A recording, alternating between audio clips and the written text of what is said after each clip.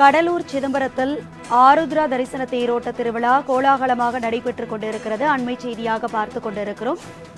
இது தொடர்பான கூடுதல் விவரங்களை செய்தியாளர் நாகமுத்து வழங்க கேட்கலாம். நாகமுத்து, விவரங்களை பகிர்ந்துக்கங்க.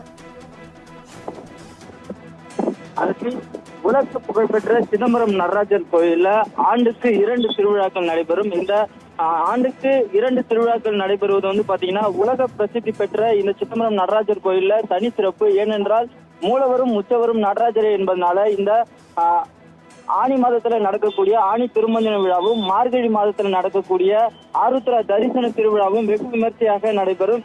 இந்த நிலையில கடந்த 9 நாட்களுக்கு முன்பு கொடியேற்றத்தோடு தொடங்கிய இந்த ஆருத்ரா தரிசன திருவிழா இன்று முக்கிய நிகழ்வான அந்த தேரோட்டமானது நடைபெற்று வருகிறது.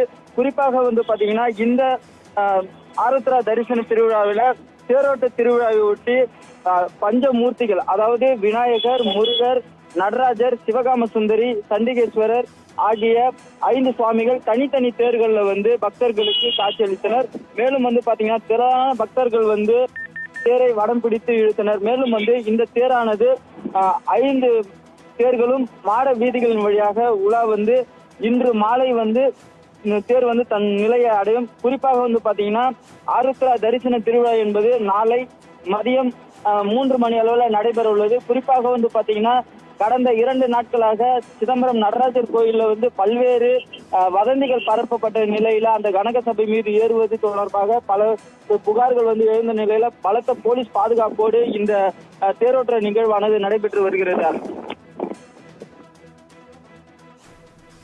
கூடுதல் விவரங்களுக்கு நன்றி நாகமுத்து.